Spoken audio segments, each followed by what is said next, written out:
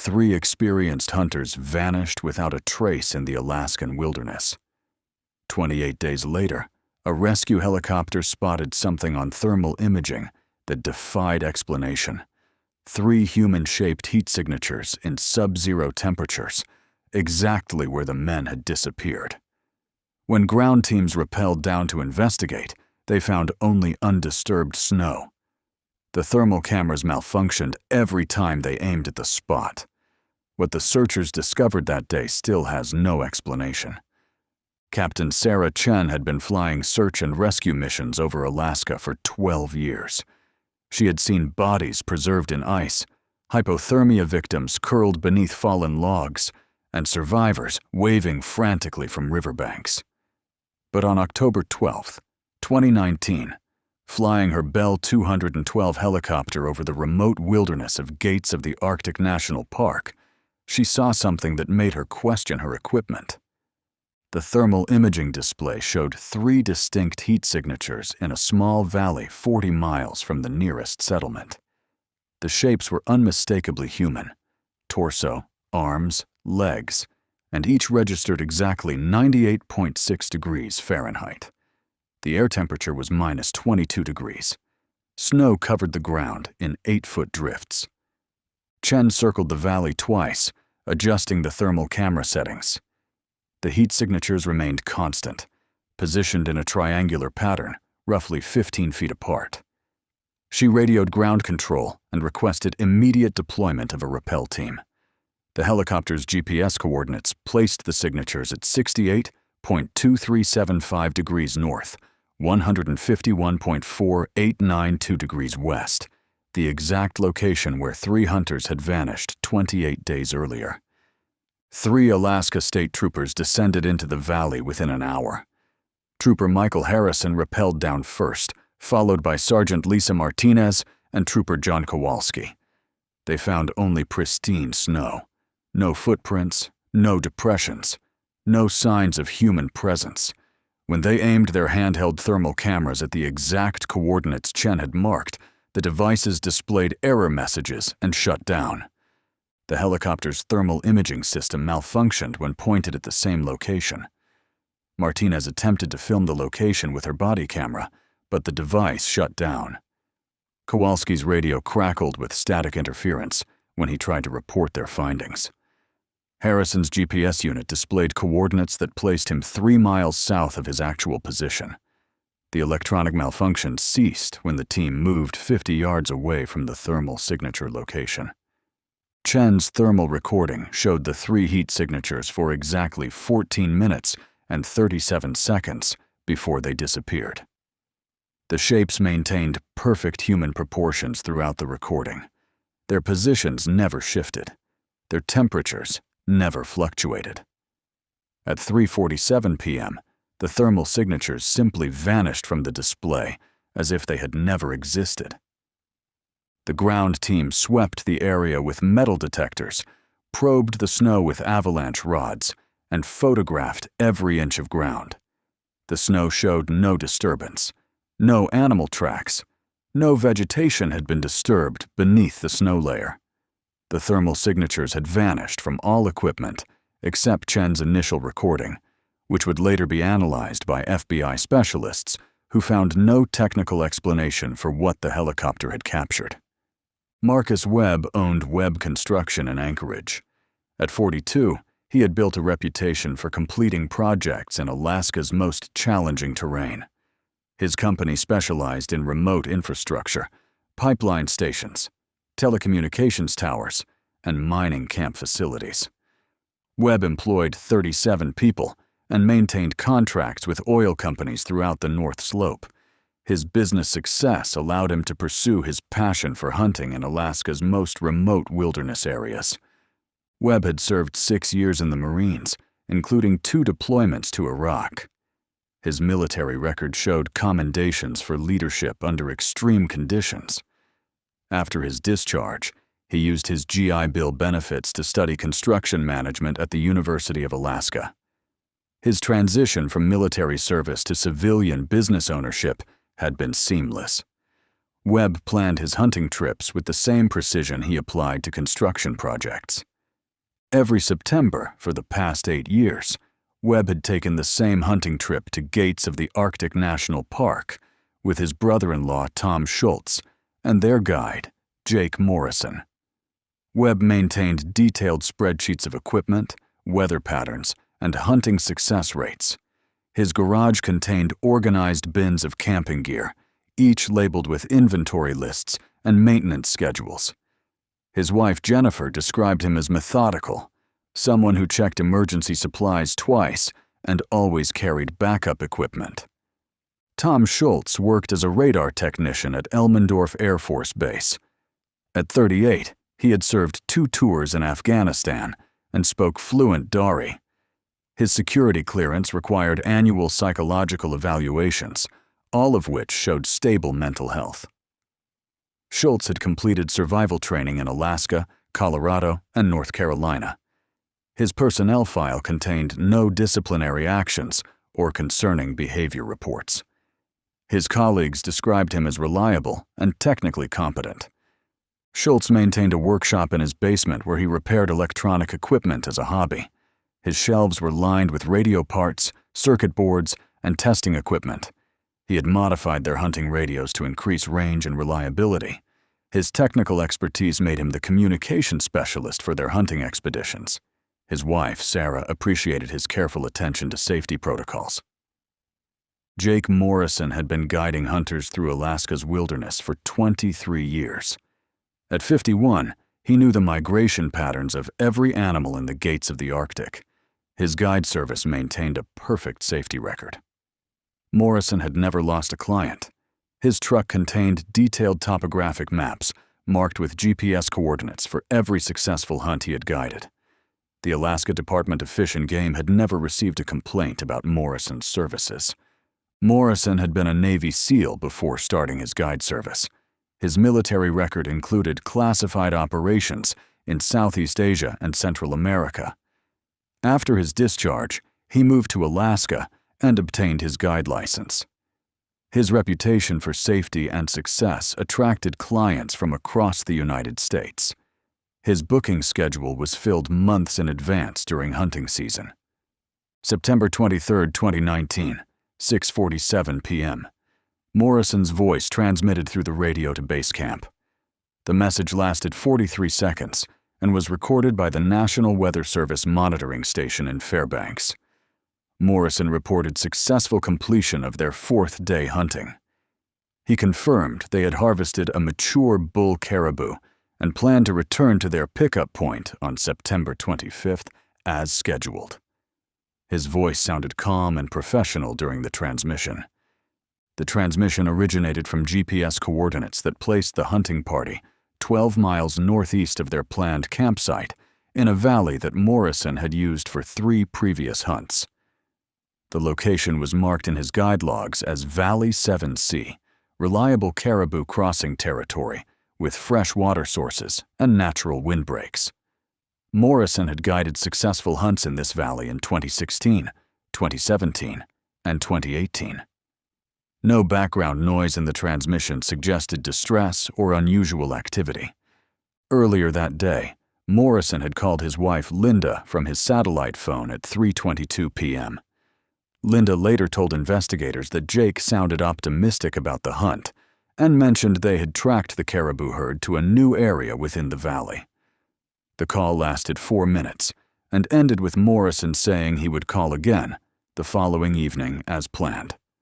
Phone records showed the call connected normally with no technical difficulties.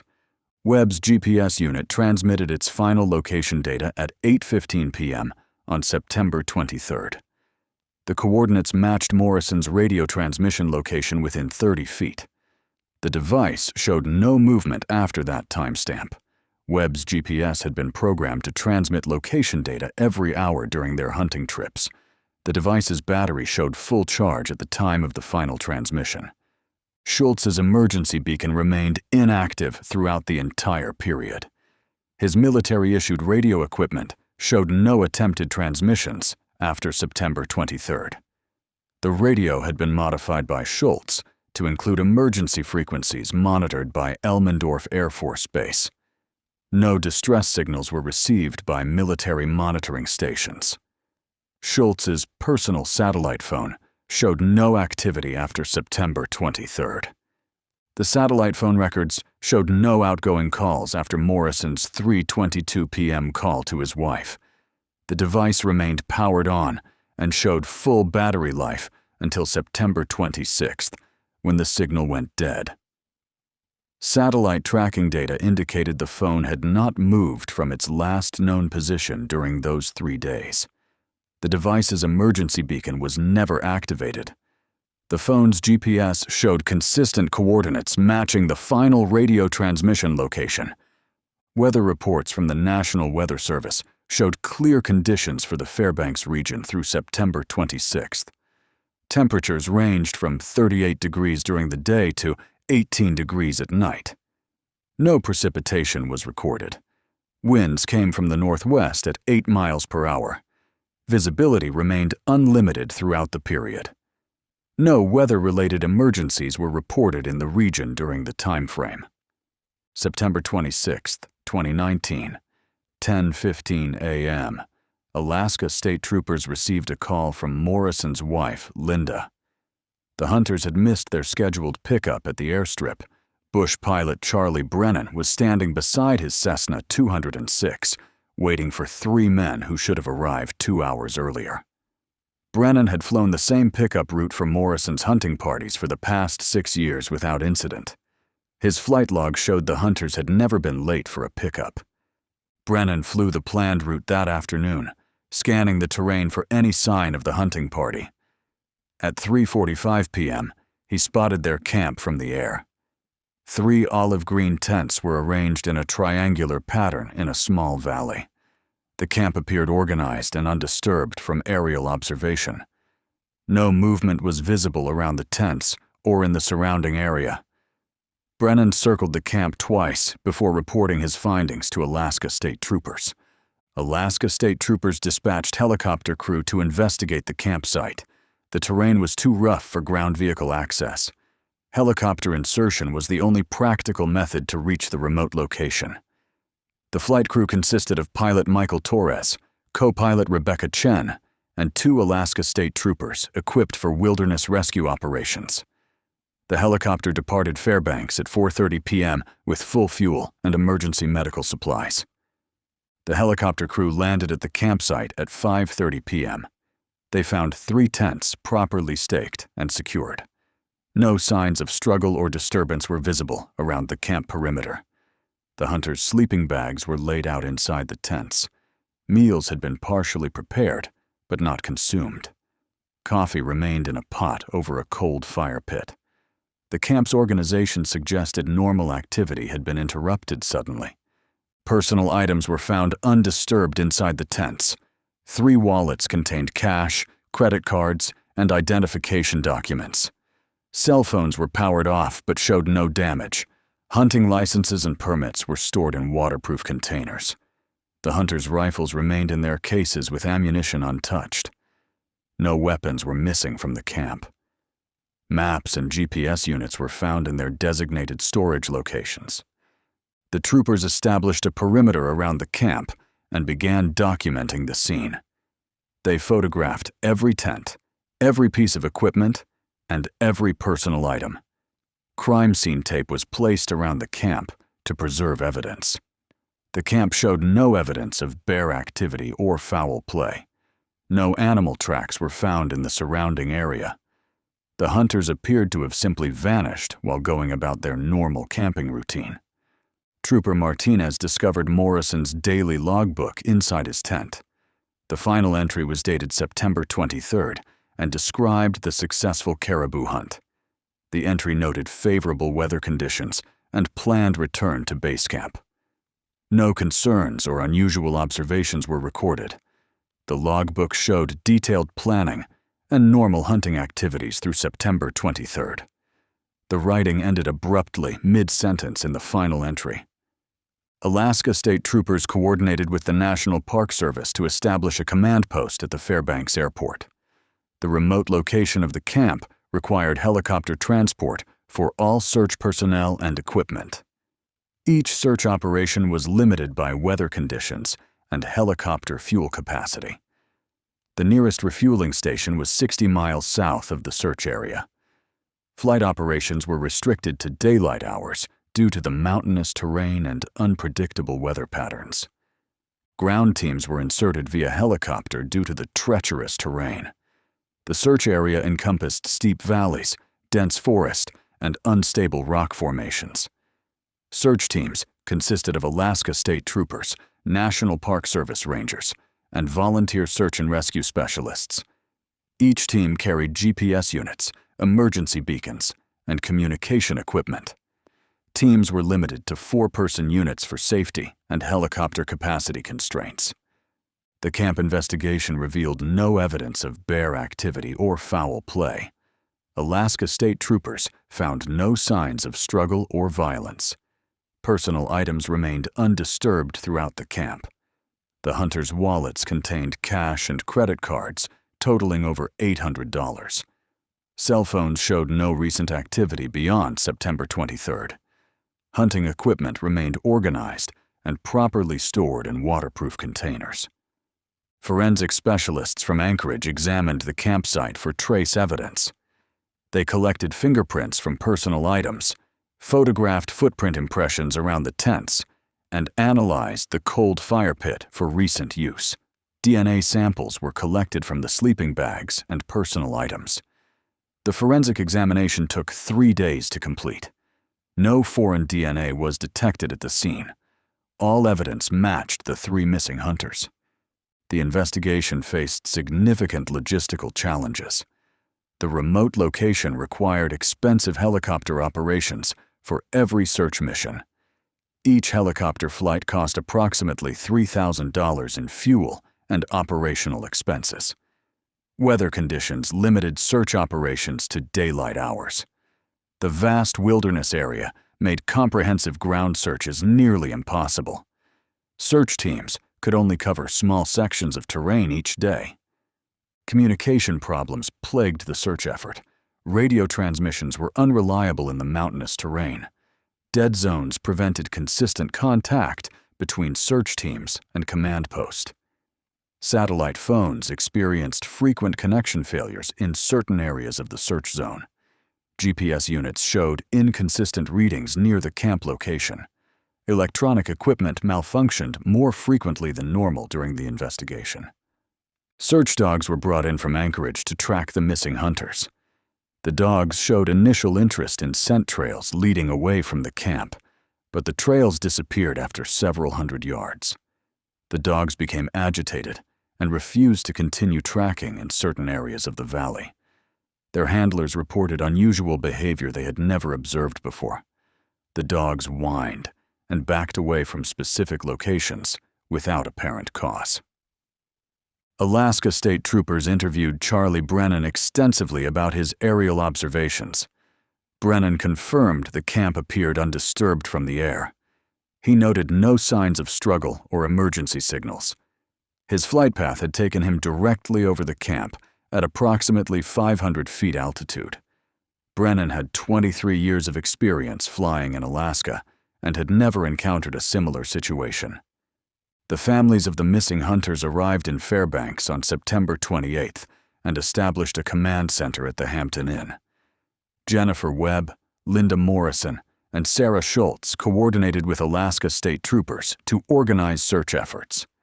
They created a phone tree of family members and friends to manage communications. The families maintained constant contact with search teams in the field and received daily briefings from law enforcement officials. Local hunters volunteered for search parties throughout the first week of October. The Alaska Professional Hunters Association provided experienced guides familiar with the terrain. Mining companies in the region offered helicopter support and equipment transportation. The volunteer effort represented the largest civilian search operation in Alaska since 2012. Over 200 volunteers participated in ground searches during the first 2 weeks. Media coverage drew national attention to the disappearance. CNN, Fox News, and NBC sent crews to Fairbanks to report on the search efforts. The story appeared on the front pages of newspapers across Alaska and in major metropolitan areas throughout the United States. Social media campaigns spread information about the missing hunters to millions of people worldwide. The hashtag #FindAlaskaHunters trended on Twitter for 3 days. The families offered a $50,000 reward for information leading to the location of the missing hunters. The reward fund was established through donations from family members, friends, and concerned citizens. Local businesses in Fairbanks contributed additional funds and services to support the search efforts.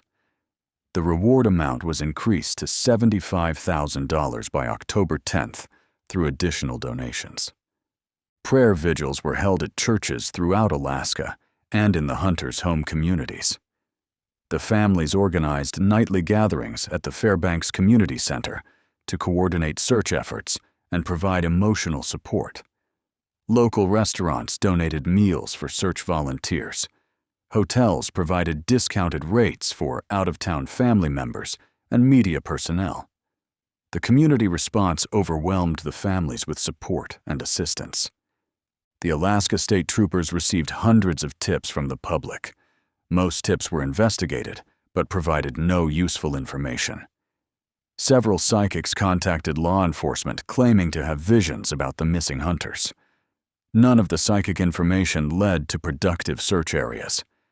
Investigators spent considerable time following up on false leads and unsubstantiated claims. The disappearance dominated local news coverage for weeks. Radio stations provided hourly updates on search progress. Television news programs featured daily segments about the investigation. The story became the most covered news event in Alaska during the fall of 2019. National media attention brought unwanted publicity to the families and complicated the investigation. Jennifer Webb appeared on several national television programs to appeal for information about her husband. She described Marcus as a careful and experienced outdoorsman who would never take unnecessary risks. Linda Morrison gave interviews to local media outlets about Jake's extensive experience guiding hunters in Alaska. Sarah Schultz declined media interviews but issued a written statement through Alaska State Troopers. Early October brought the first significant snowfall to the search area. Snow accumulation reached 6 inches by October 5th, hampering search efforts and obscuring potential evidence. Search teams were forced to use snowshoes and cold weather gear. Helicopter operations became more dangerous due to reduced visibility and wind conditions. The weather change marked a turning point in the search effort as winter conditions made the terrain nearly impassable. The search area was expanded to 200 square miles by October 8th. Additional search teams were brought in from Anchorage, Juneau, and Whitehorse. The expanded search required more sophisticated coordination and communication systems. The Alaska National Guard provided additional helicopter support and search personnel. The expanded effort involved over 300 people and cost approximately $50,000 per day. Infrared equipment was brought in from Anchorage to detect body heat signatures in the snow-covered terrain. The thermal imaging cameras were mounted on helicopters and operated by specially trained technicians. The equipment could detect heat signatures from altitude, allowing searchers to cover large areas efficiently. The thermal imaging flights were conducted during optimal weather conditions to maximize effectiveness. Search teams found no footprints, blood evidence, or clothing items during the expanded search. The lack of physical evidence frustrated investigators and family members. Alaska State Troopers began considering alternative theories about the disappearance. The investigation shifted from rescue operation to criminal investigation. FBI agents were brought in to assist with the expanded investigation. The families began showing signs of emotional strain by mid-October. Jennifer Webb required medical attention for stress-related symptoms and was briefly hospitalized for exhaustion. Sarah Schultz returned to Elmendorf Air Force Base but maintained daily contact with search coordinators. Linda Morrison remained in Fairbanks to coordinate search efforts, and became the primary family spokesperson. Media coverage decreased as the search entered its third week. National news outlets withdrew their crews from Fairbanks. Local media continued daily coverage, but with less detail and frequency. The story moved from front-page headlines to inside-page updates. Public interest waned as the search produced no new developments or evidence. Volunteer search participation declined as October progressed. The harsh weather conditions discouraged civilian volunteers. Professional search teams continued operations, but with reduced frequency. The Alaska State Troopers began preparing for the possibility of suspending active search operations. The cost of the search effort had exceeded $200,000. The families established a permanent presence at the Fairbanks Hampton Inn. They maintained their command center and continued coordinating with law enforcement agencies. The hotel provided extended stay rates and meeting room access for family activities. The family's presence became a focal point for continued community support and media attention. October 12, 2019, 2:30 p.m. Helicopter pilot Sarah Chen spotted unusual heat signatures during a routine search flight over the remote valley where the hunters had disappeared. The thermal imaging display showed 3 distinct, human-shaped warm spots arranged in a triangular pattern. Each signature registered exactly 98.6 degrees Fahrenheit, despite the sub-zero air temperature. The discovery occurred during Chen's scheduled search pattern over the restricted area. The heat signatures appeared in the exact location where the hunters had last been seen. Chen circled the area twice to confirm her readings. The thermal images remained consistent throughout multiple passes. The shapes maintained perfect human proportions and never shifted position during the 15-minute observation period. Chen had never encountered thermal readings like these during her 12 years of search and rescue operations. Chen immediately radioed ground control and requested deployment of a rappel team. Alaska State Troopers Michael Harrison, Lisa Martinez, and John Kowalski were inserted into the valley within 2 hours. The ground investigation revealed no visible evidence of human presence. The snow showed no disturbance or depression that would indicate bodies beneath the surface. The ground team conducted a systematic search of the thermal signature location. When the ground team aimed their handheld thermal cameras at the coordinates Chen had marked, the devices displayed error messages and shut down. The helicopter's thermal imaging system malfunctioned when pointed at the same location. Electronic equipment began experiencing interference when brought within 50 yards of the thermal signature location. The equipment failures occurred consistently at the same coordinates. The thermal readings showed consistent 98.6 degree temperatures for exactly 14 minutes and 37 seconds before disappearing completely. The signatures maintained their triangular pattern throughout the entire observation period. No natural geological phenomenon could explain the consistent human body temperatures in sub-zero conditions. The thermal patterns matched the approximate size and shape of adult human bodies. Alaska State Troopers documented the thermal imaging recordings and submitted them to the FBI for analysis. The recordings were also sent to thermal imaging specialists at the University of Alaska for scientific review. No technical explanation was found for the heat signatures or the subsequent equipment malfunctions. The thermal imaging equipment was tested and found to be functioning normally. The discovery prompted a renewed search effort in the valley. Additional ground teams were inserted to conduct comprehensive searches of the area. Metal detectors, ground-penetrating radar, and avalanche probes were used to search beneath the snow. No evidence of human remains or personal belongings was found. The renewed search effort lasted 5 days and involved 30 additional personnel. FBI analysts examined the thermal imaging recordings frame by frame. The analysis confirmed the heat signatures maintained consistent human body temperature throughout the observation period. The shapes showed anatomical detail consistent with human torsos, arms, and legs. The triangular arrangement of the signatures matched the spatial relationship of 3 people lying on the ground. No technical malfunction was identified in the recording equipment. Equipment malfunction was the first theory investigated by Alaska State Troopers. The thermal imaging equipment was tested by certified technicians in Anchorage. The devices functioned normally in laboratory conditions. The same equipment had been used successfully in previous search operations, without any reported malfunctions. Independent testing confirmed the thermal imaging systems were operating within normal parameters. Underground geothermal activity was considered as a possible explanation for the heat signatures.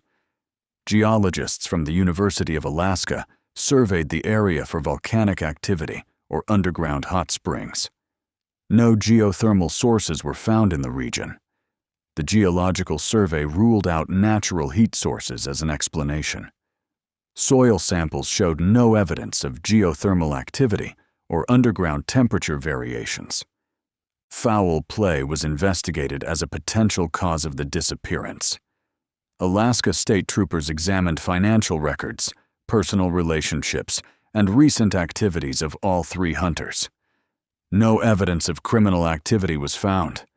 The hunters had no known enemies or financial troubles that would suggest murder. Background checks revealed no criminal associations or threatening situations. Voluntary disappearance was considered but deemed highly unlikely. The hunters had no reason to fake their own deaths. Their personal lives showed no signs of distress or motivation to disappear. The organized camp and undisturbed personal items suggested the disappearance was not planned. Financial records showed no unusual transactions or preparations for extended absence. Wildlife attack was investigated as a possible explanation. Alaska Department of Fish and Game specialists examined the campsite for evidence of bear or wolf activity. No animal tracks, scat, or other signs of wildlife were found. The hunters' weapons remained unused, suggesting they had no time to defend themselves. The absence of blood or torn clothing ruled out predator attack. Weather-related accident was considered despite the favorable conditions reported during the time period.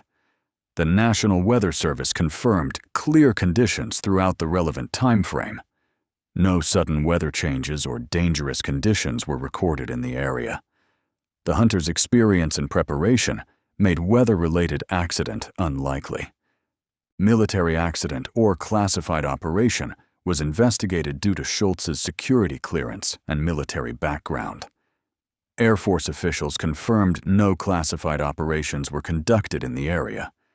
Military records showed no aircraft or personnel activity in the region during the relevant time frame.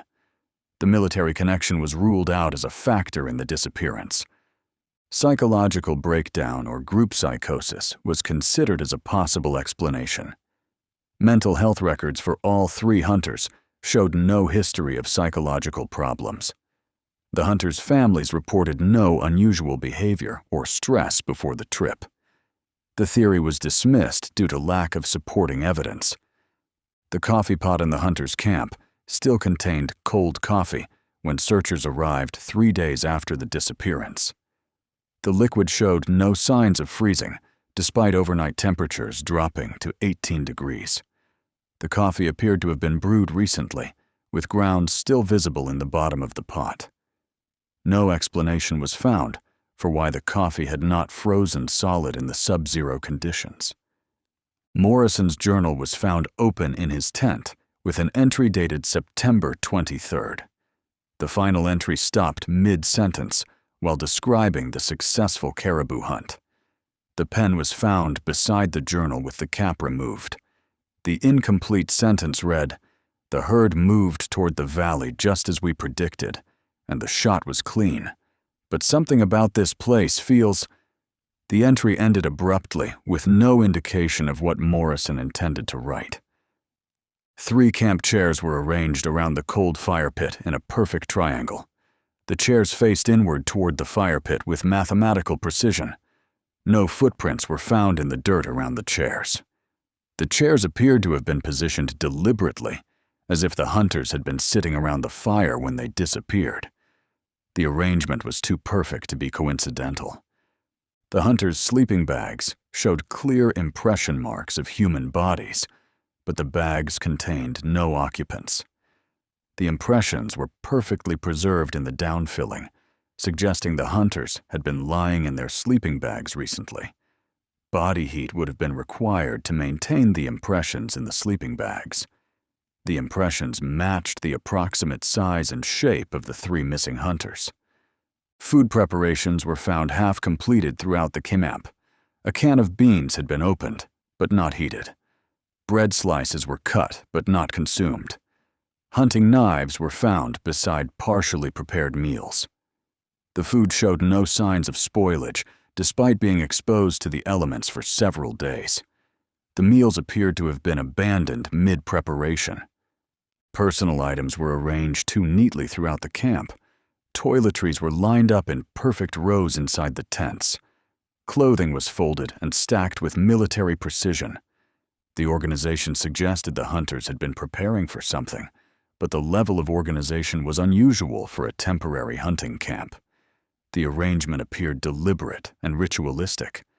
The camp's fire pit contained cold ashes, but no charred wood. The ashes were arranged in a perfect circle within the fire pit. No burned logs or kindling were found near the fire pit. The ashes appeared to have been placed in the fire pit rather than created by burning wood. The absence of burned material suggested the fire had been extinguished and cleaned deliberately. Morrison's GPS unit showed a waypoint marked at 11:47 p.m. on September 23rd, 4 hours after his final radio transmission. The waypoint was located 200 yards from the camp in a direction that led deeper into the wilderness. No explanation was found for why Morrison would have marked a waypoint after dark, or why he would have ventured away from camp at night.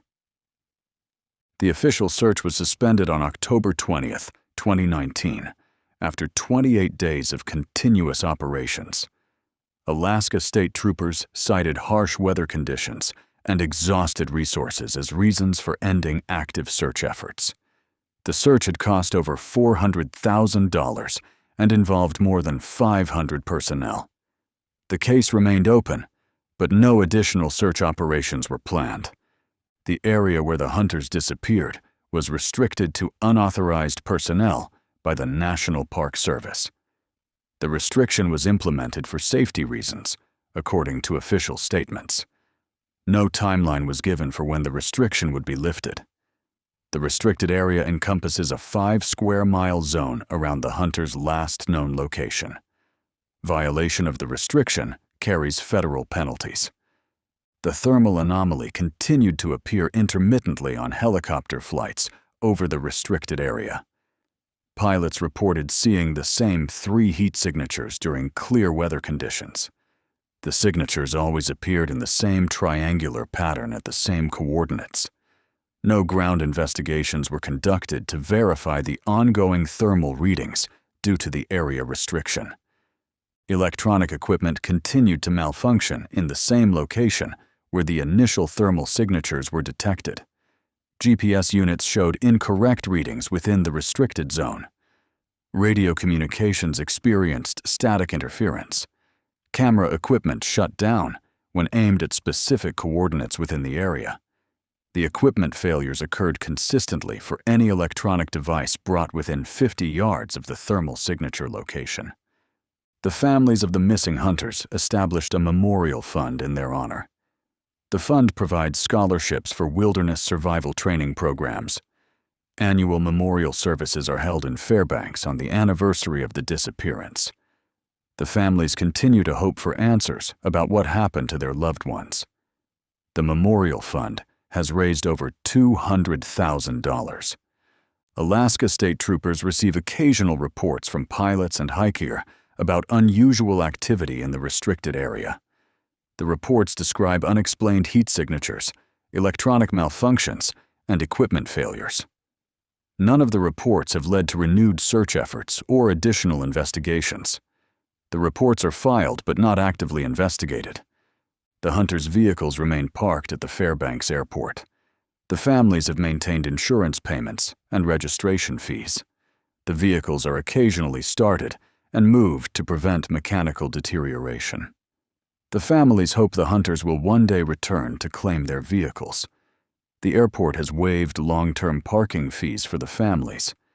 The thermal imaging recordings from October 12, 2019, remain unexplained. Scientific analysis has found no technical malfunction or natural phenomenon that would account for the human-shaped heat signatures. The recordings show 3 distinct forms maintaining perfect body temperature in sub-zero conditions for 14 minutes and 37 seconds. No evidence of the hunters has been found beneath the snow or in the surrounding wilderness. The heat signatures continue to appear on clear days, always in the same triangular pattern, always at the exact location where 3 experienced hunters vanished without a trace. Ground searches find nothing. Electronic equipment fails when aimed at the coordinates. The thermal cameras record only empty snow and frozen ground where the signatures appear. The restricted area remains off-limits to civilian access. The thermal anomaly persists. The equipment malfunctions continue. The families wait for answers that may never come. The case file remains open in the Alaska State Troopers database, classified as an unexplained disappearance with no evidence of foul play. If the hunters are not there, and there are no bodies beneath the snow, and no geological explanation exists for the heat signatures, then what exactly is the thermal imaging equipment detecting in that remote Alaskan valley?